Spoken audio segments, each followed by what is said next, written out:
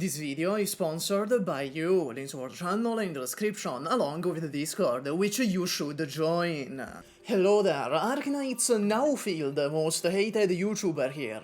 Everyone is making videos about who the best character in Endfield is, what the best teams are, and how to draw Among Us with conveyor belts.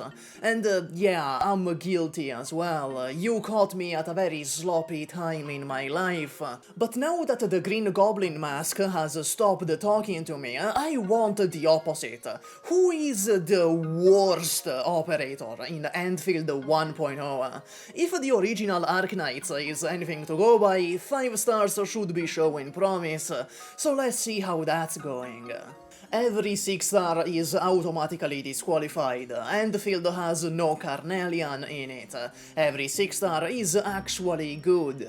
The least good is Ember, because all she really does is tank and heal in a game where Ardelia exists.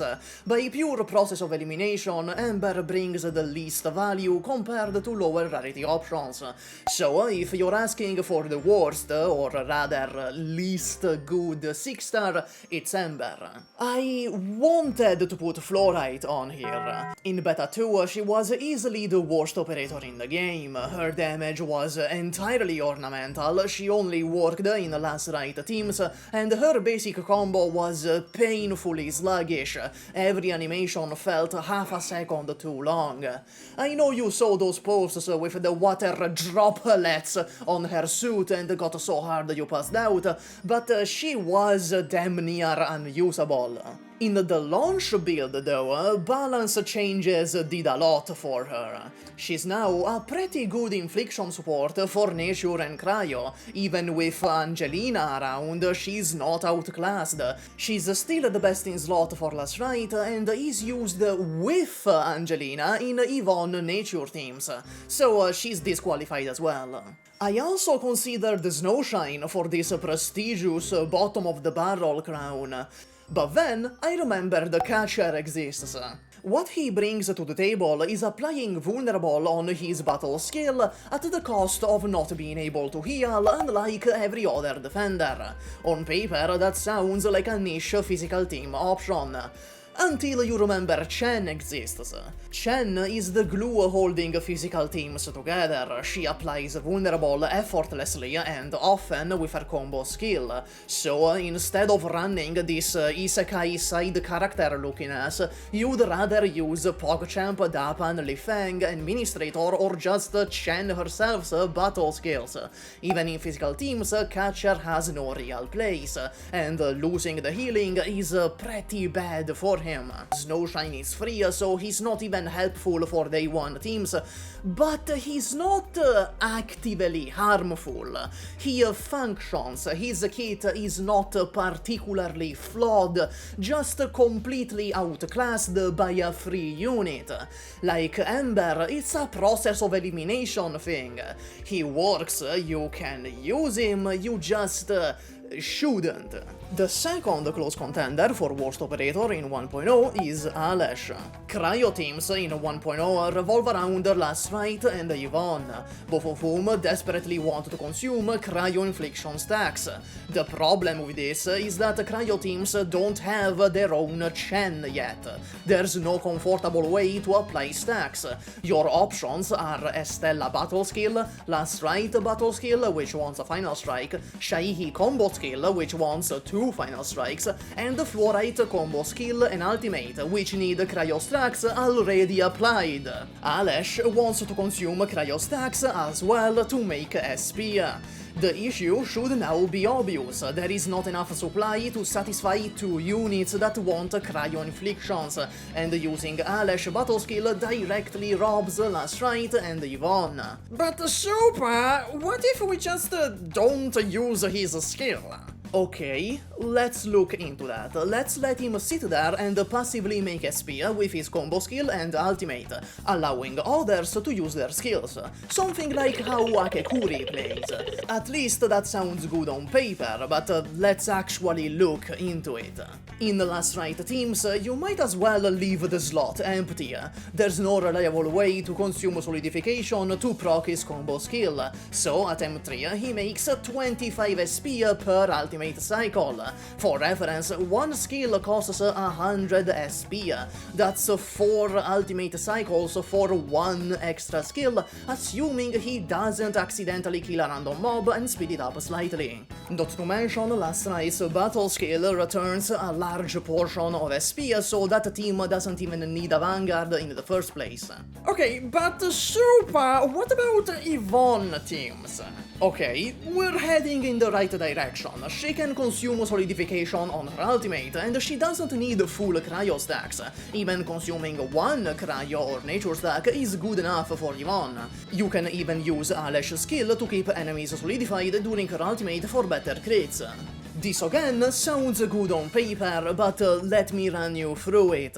A lot of you are still trying to play Arknights in an entirely different genre of game.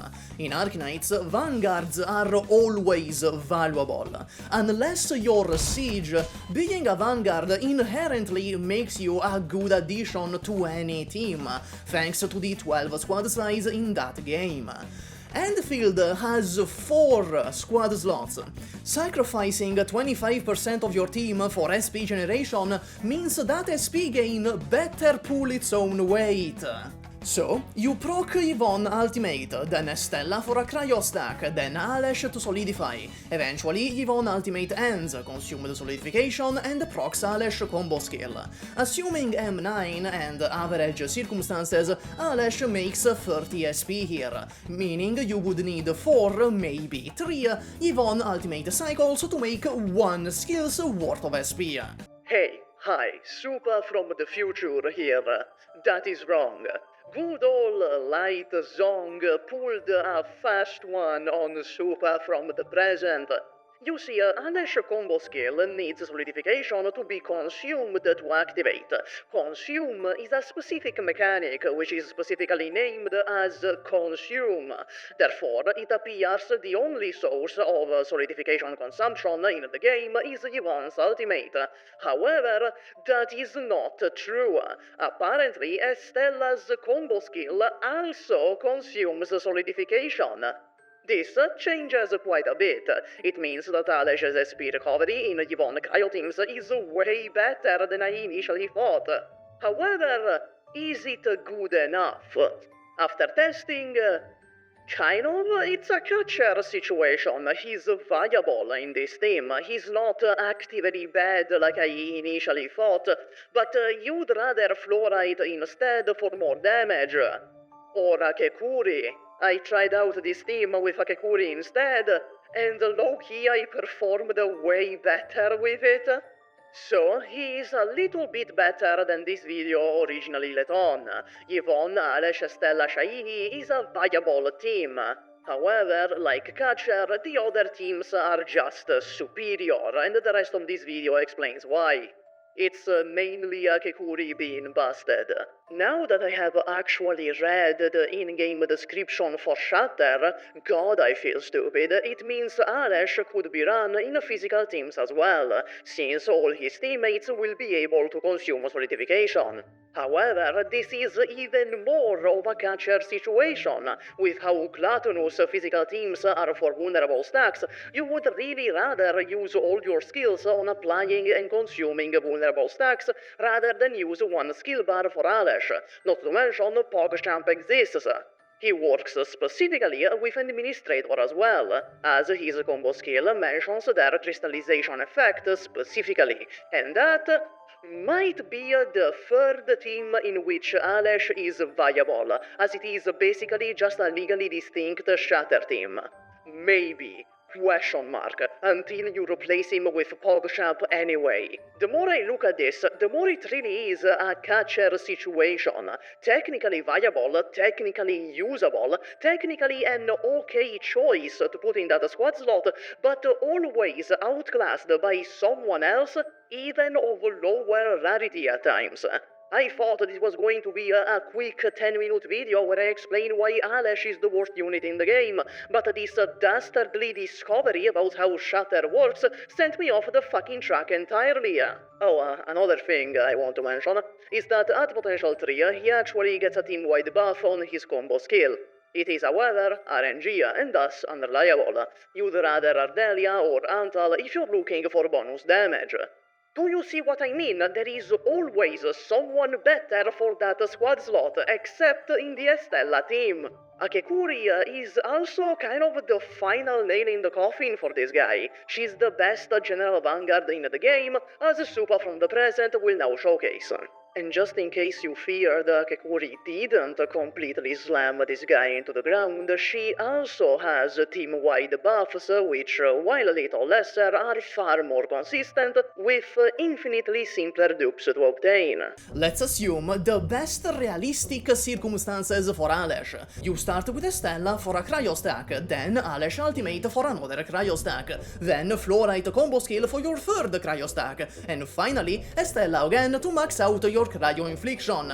Now you use Alesh battle skill to consume all 4 stacks and proc Yvonne ultimate. Then Yvonne ultimate ends, consumes the solidification and procs Alesh combo skill, which also gets the RNG effect of catching a rare fish. Not just that, but Alesh ultimate also managed to somehow kill a random guy that was walking by coincidentally near the enemy you are bursting down.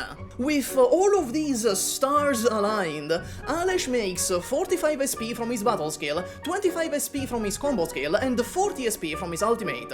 For the low price of 3 battle skills, 2 ultimates, 2 combo skills, and a fucking Hakari jackpot, you have made 110 SP.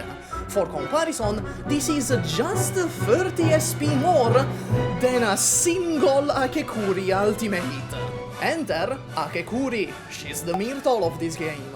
Back in Beta 2, she used to make 100 SP with her ultimate, so this is her with training weights on, and she's still shitting on Alesh.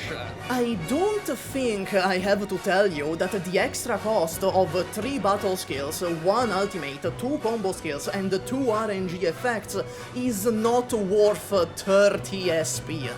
And unlike Akekuri, you can't slot Alesh in any squad as a generic vanguard.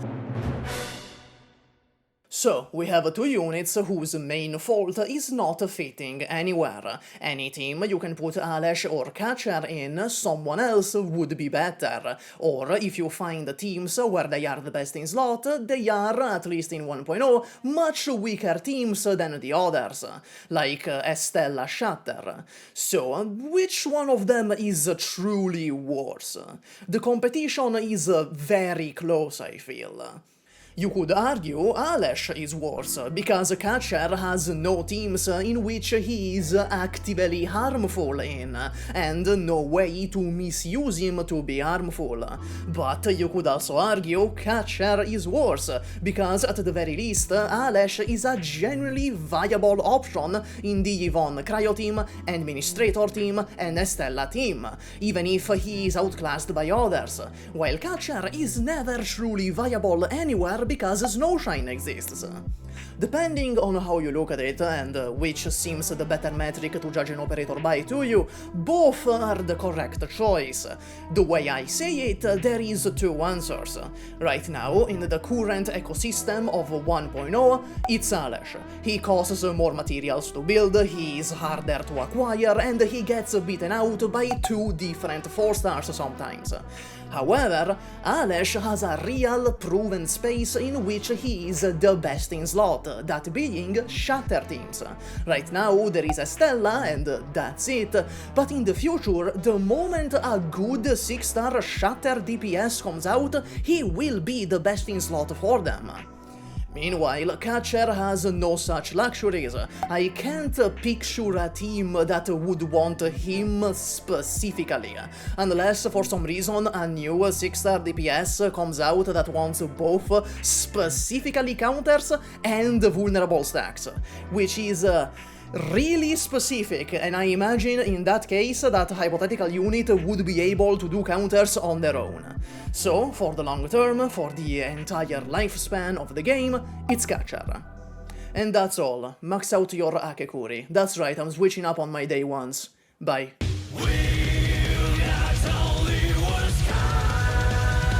Hi there, I am once again recording the outro on my phone because it's really late when I finish the editing. Thank you for watching. We're back to regularly scheduled content.